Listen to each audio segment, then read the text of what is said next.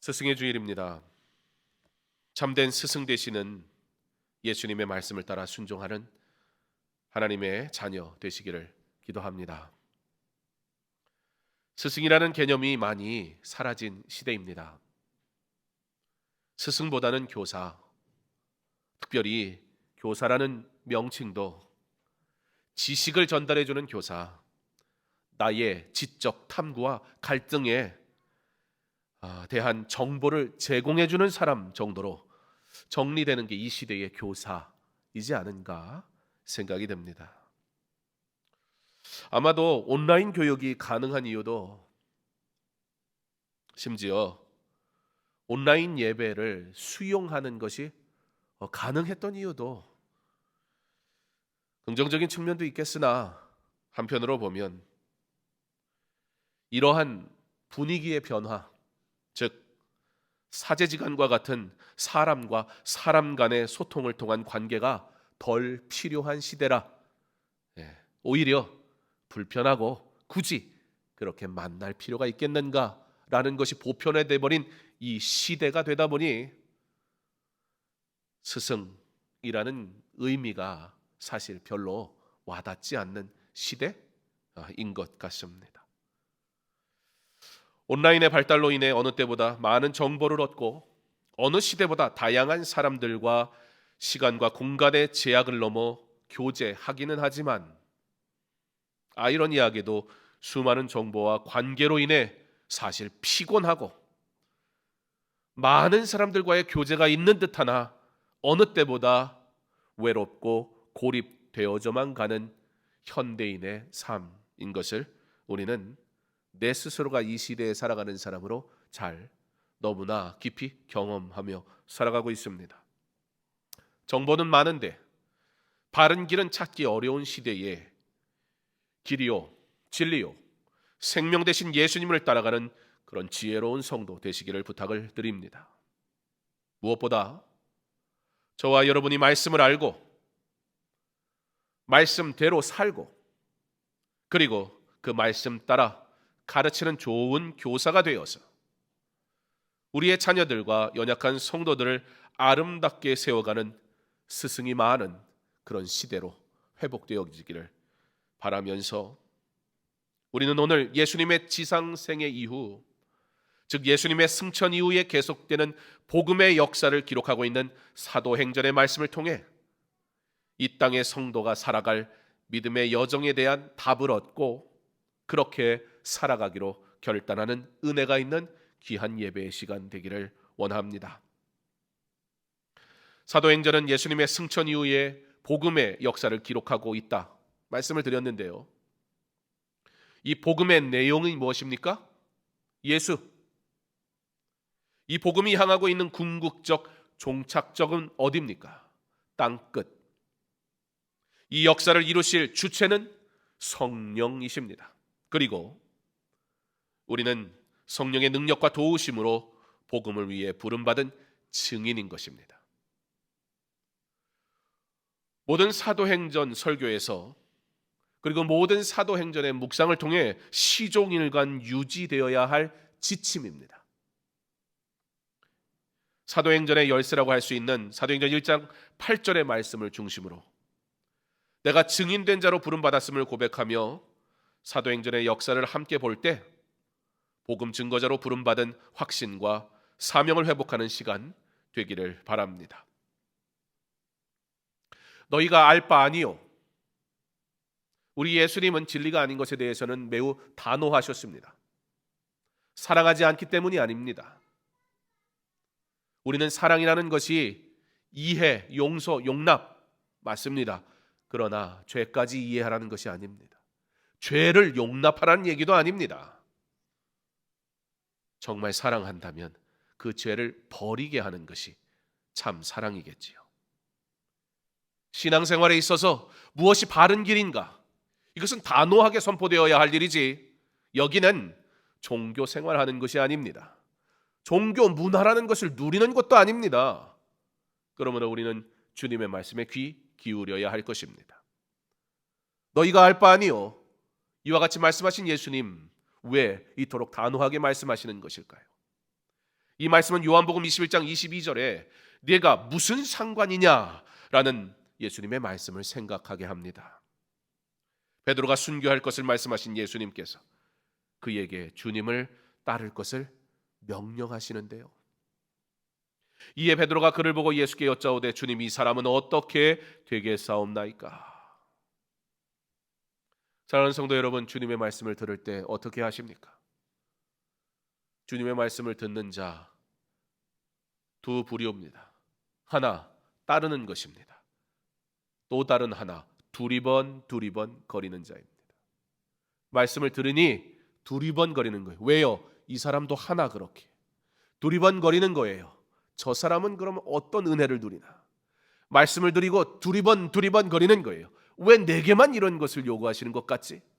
말씀을 들을 때 두리번 거리는 거예요. 세상은 그래서 어떻게 하나? 주님은 우리에게 말씀하시는데 우리는 두리번 하고는 합니다. 늘 주님의 주변에 있는 사람 요한, 베드로가 그를 봅니다. 그렇다면 요한은 어떻게 되는데요? 궁금해서 예수님께 물어봅니다. 우리는 이와 같이 우리의 기대와 주님의 말씀이 다르면 두리번 버리다 허송세월합니다. 왜요? 다른 길을 가고 있거든요. 같은 길을 가고 있으면 두리번 하질 않아요. 같은 길을 분명히 주님 가시는 그 길을 내가 함께 걷고 있으면 주님의 눈에 시선을 맞추고 주님의 입에 내가 관심이 있지요. 그가 말씀하시는 것이 내가 가고 있는 길이니 순종하겠습니다. 결단만 하면 되는데 다른 길을 가고 있으면 주님 말씀하시는 게 내 기대와 다르니 뭐라고요? 어디로 가라고요? 왜요? 어떻게 해요? 두리번 거릴 수밖에 없습니다.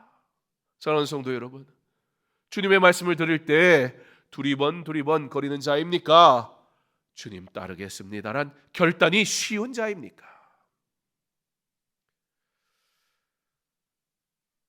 예수님께서 뭐라고 대답하시냐? 요한복음 21장 22절에 내가 올 때까지 그를 머물게 하고자 할지라도 네게 무슨 상관이냐? 너는 나를 따르라. 요한에 대해 예수님이 어떤 조치를 내리시든 그건 베드로가 알 바가 아니라는 겁니다. 주님의 부르심 앞에 다시 사명자로 사역자로 소명을 받고 모여든 제자들, 예수님은 그들에게 예루살렘을 떠나지 말고 아버지께서 약속하신 성령을 기다리라는 말씀을 듣고 기다리는 중이었습니다. 그런데 그들의 기다림은 어떤 기다림이었습니까?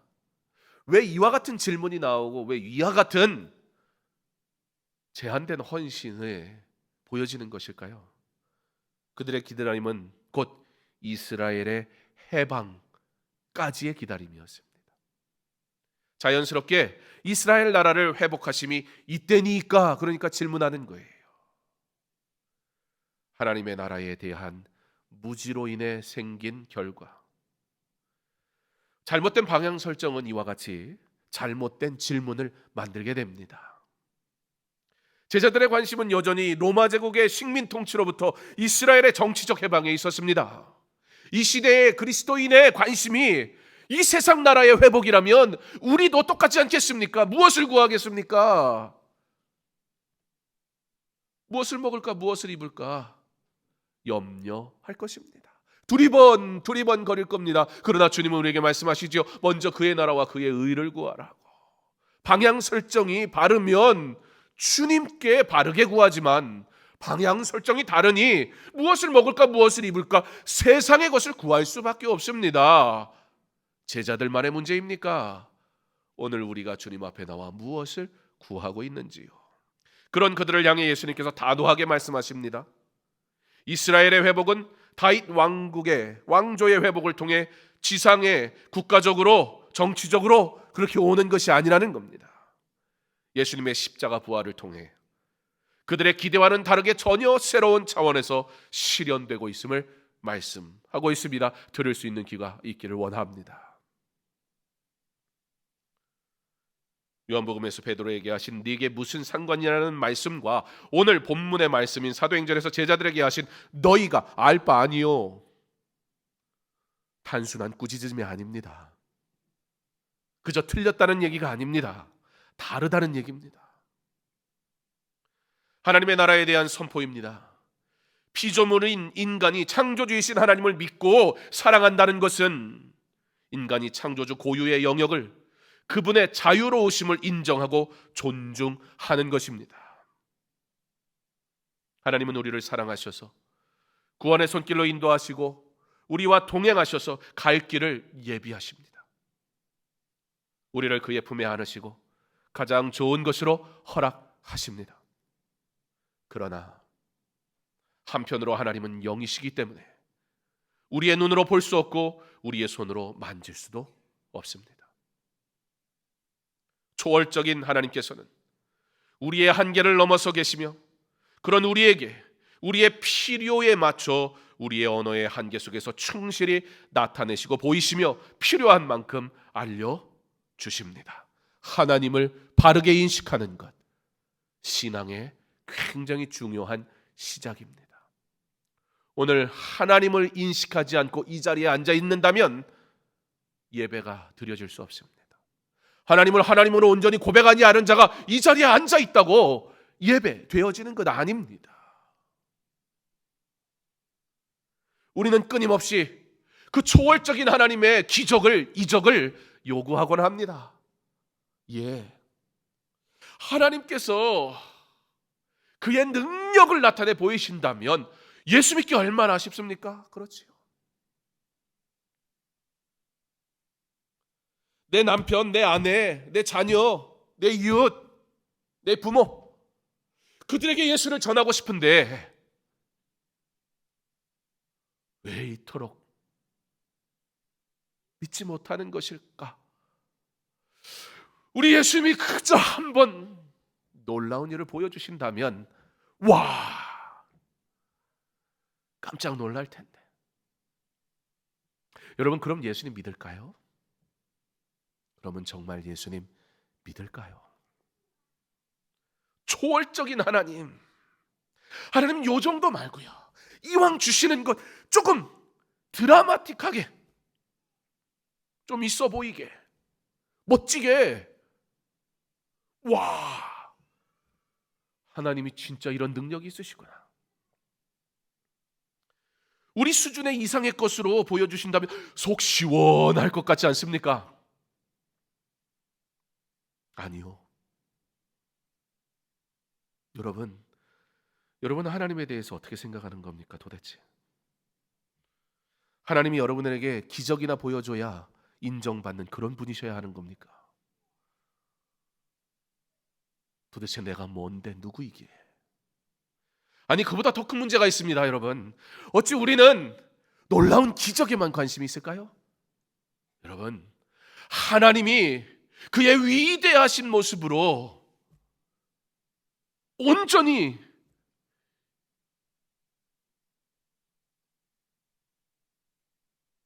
여러분, 우리 주님 다시 오실 텐데요, 그때에 우리는 그의 위엄을 볼 것입니다. 동시에 죄인들은, 믿지 않는 자들은 우리 주님의 위엄 앞에 두려워 떨게 될 것입니다. 주님이 내 삶에 기적을 나타내 주시면 그러면 내가 주님을 믿을 수 있을 것 같다고요. 정말 그렇습니까?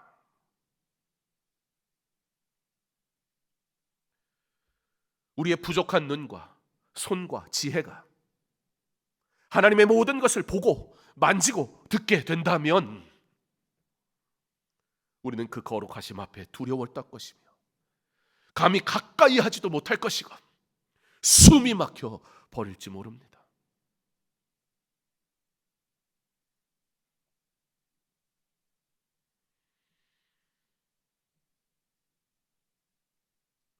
주님의 기적이 우리가 온전히 그를 다 경험해 버린다면 주님 앞에 나올 수가 없습니다. 오늘 우리가 이곳에 들어오면서 어떻게 왔습니까? 그럴 만해서 온 건 아니지 않습니까?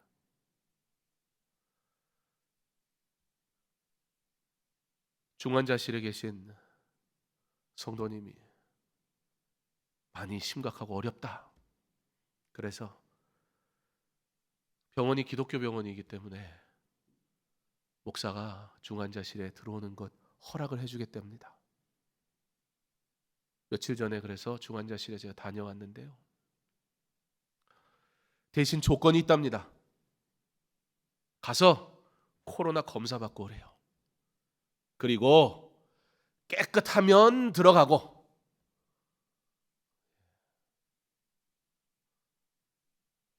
제가 복음을 전하려니까요, 제가 말씀을 전하려니까요, 제가 위로를 하려니까 제가 깨끗해야 되더라고요. 아무렇게나 살고 예수의 이름 전했으니 알아서 해결해 주겠지. 그런 것과 상관없이 주님 사랑하셔서 우리를 구원하시고 정결하게 하신 것이지, 그리고 우리에게 무엇을 요구하십니까? 정결하라는 거예요. 주의 일을 하려니까 내가 깨끗해야 가더라고요. 코로나 음성 받아야 들여보내주겠대요. 그 앞에서 확인하더라고요. 음성인지 보여주래요. 한 번의 기도와 한 번의 예배를 위해서 미리 준비해야 되고, 자, 그렇게 코로나 검사를 받기로 하니 더 조심스러운 거예요. 누구를 만나는 것도, 무엇을 하는 것도 한 번의 예배를 위해서, 한 번의 기도를 위해 누군가에겐 마지막 예배일 수 있잖아요. 내가 그를 위해 무엇을 하니 난 아무렇게 살아도 다 용서하시는 겁니까? 아니요. 주를 위해 사는 자는 더욱 성결해야 되는 거예요. 아무렇게나 와서 예배 드리고 가는 거 아니에요. 내가 예배 드려주는 것도 아니에요. 내가 뭐 대단한 섬김하는 것도 아니에요. 은혜가 아니면.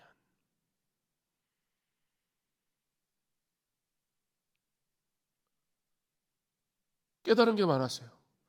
내가 은혜를 끼치려니 내가 먼저 그 은혜 앞에 엎드려야 되는구나. 내가 은혜를 전달하기 위해 나는 완전하지 않지만 정결하기 위해 몸부림쳐야 되는구나. 누가 은혜를 전할 수 있습니까? 누가 주를 위해 일할 수 있습니까? 정결하기 위해 몸부림치는 사람.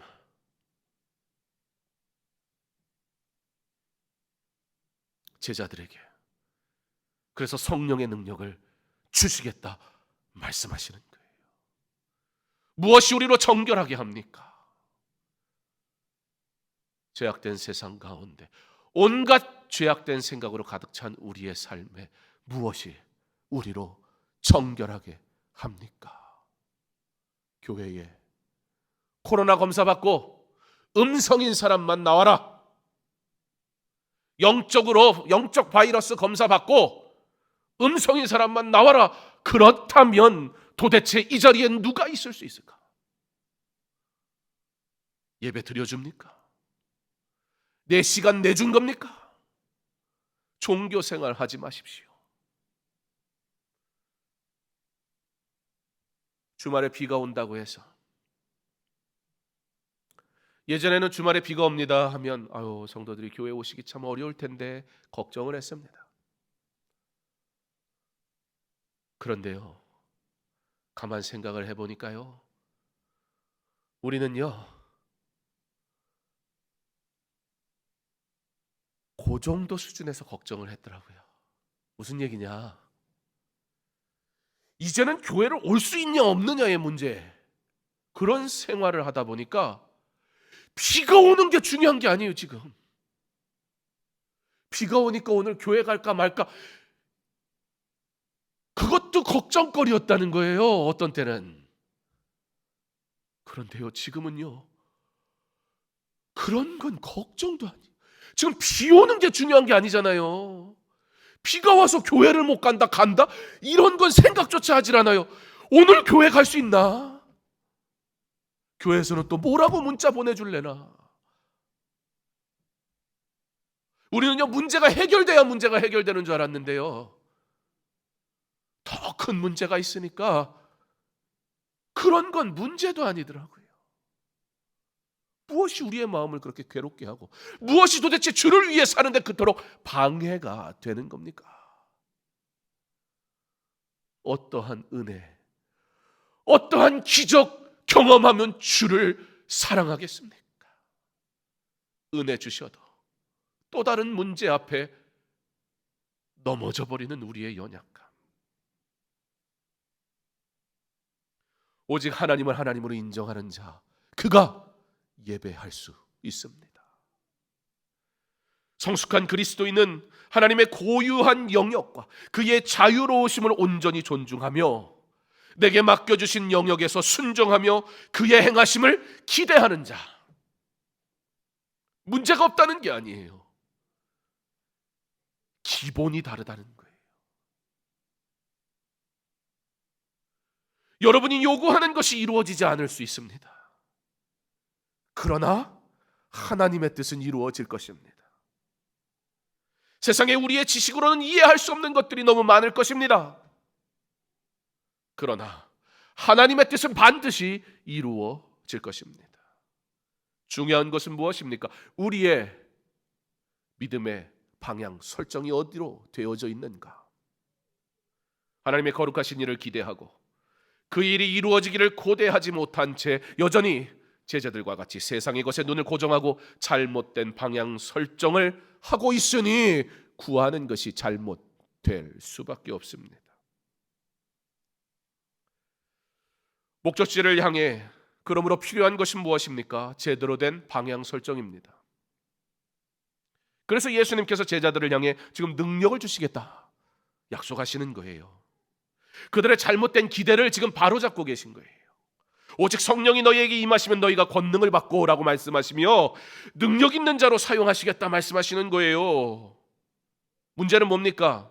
이 말씀은 아는데, 이 약속은 믿는데 묻겠습니다. 여러분 이 능력을 가지고 살아가고 있습니까?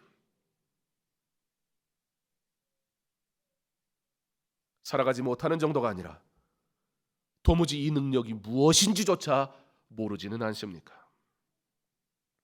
오직 성령이 너희에게 임하시면 너희가 권능을 받고, 이 성령의 능력은 도대체 어떤 능력일까요? 예수님께서 제자들에게 권능을 받는다고, 능력을 주신다고 말씀하십니다. 그런데 오늘 여러분 우리가 읽은 말씀은 능력에 대해서 말하고 있지만 그 능력의 실체에 대해서는 설명하고 있지 않습니다.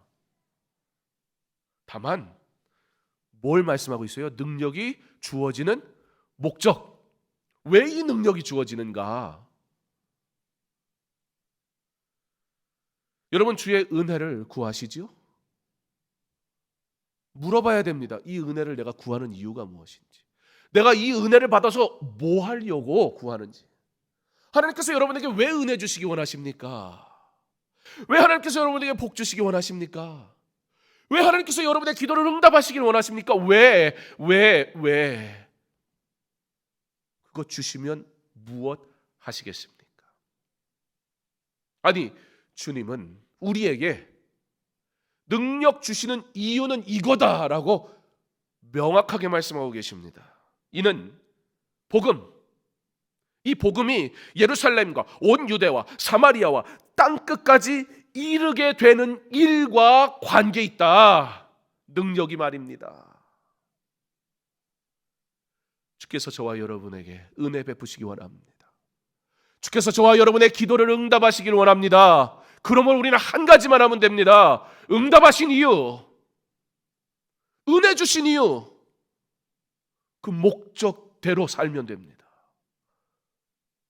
바라나 살지 않으니 누려지지가 않습니다. 주어도 주신 뜻에 합당하게 살지 않으니 감사하지 않습니다. 아무런 능력도 내게 없다고 생각되는 이유, 혹시 우리는 은연중에 세상이 가르쳐주는 능력이 나에게 존재하는 능력의 개념으로 있지는 않은지요? 어떤 거요? 많이 가진 것은 적게 가진 것보다, 큰 것은 작은 것보다, 높은 것은 낮은 것보다, 또 감옥에 가두는 사람은 갇히는 사람보다 언제나 더 큰 능력이라는 생각 말입니다.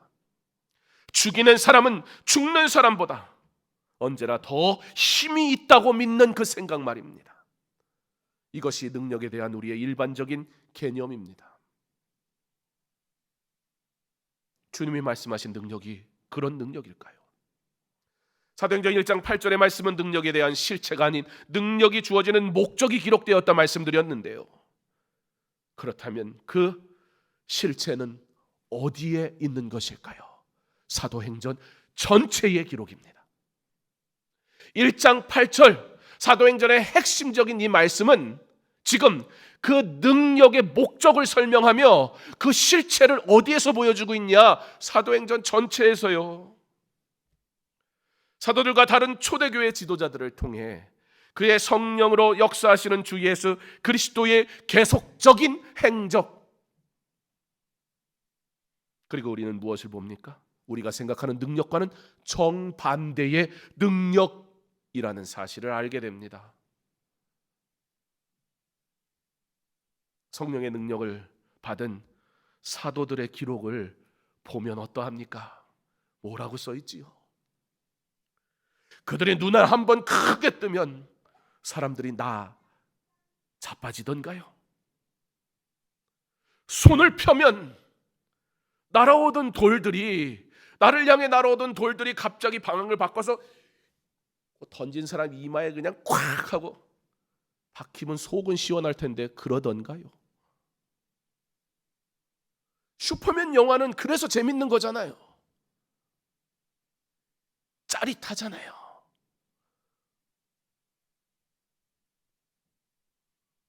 그런데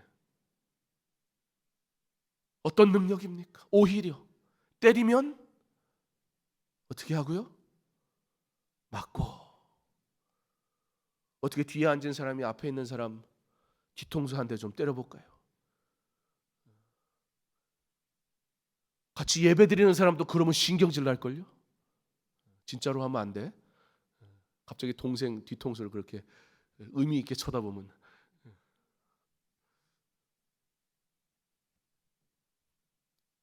뭐라고요? 오히려 때리면 맞고, 가두면 갇히고, 빼앗으면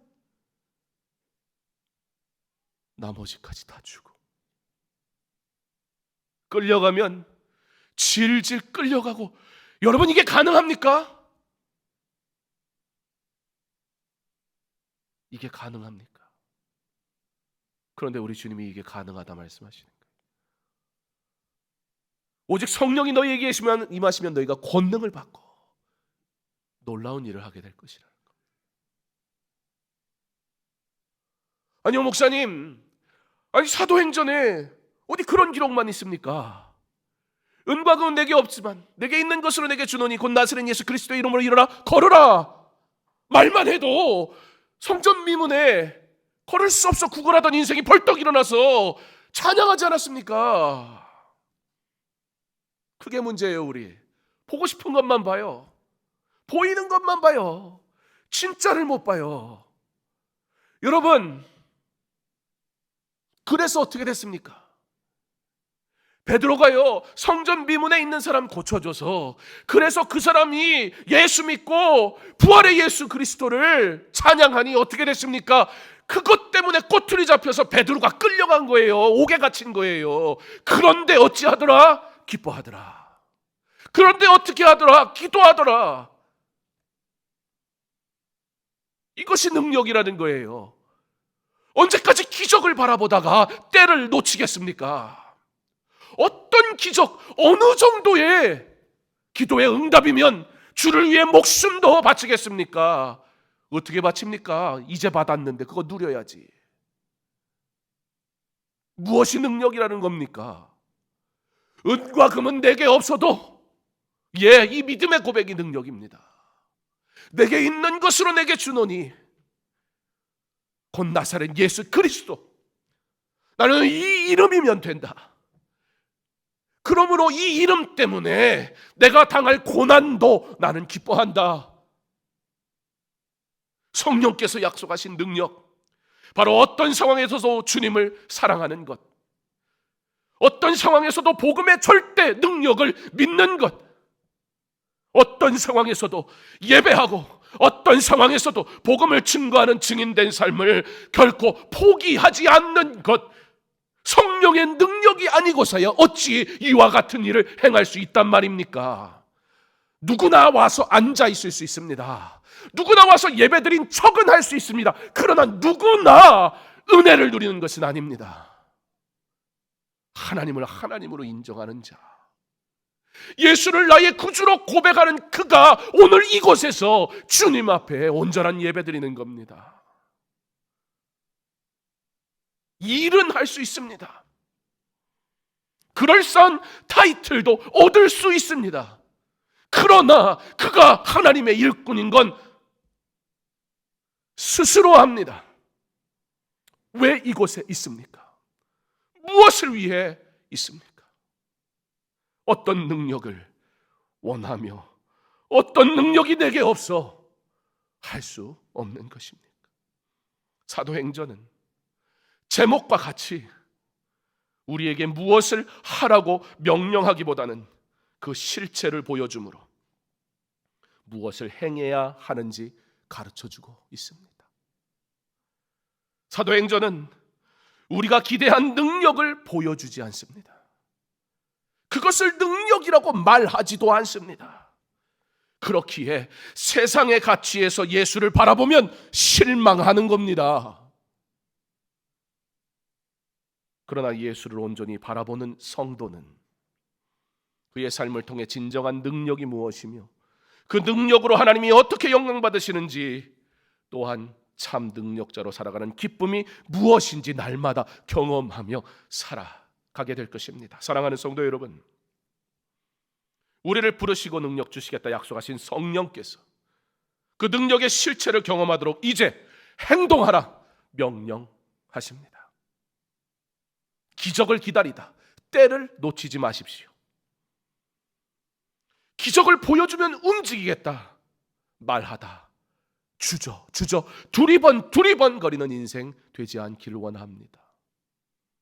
그러나 나의 길을 인도하시는 여호와를 의지하고 이제 복된 한 걸음 우리 내딛기를 바랍니다.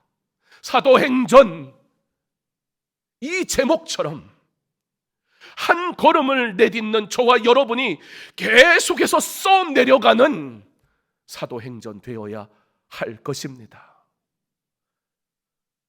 스승의 주일입니다.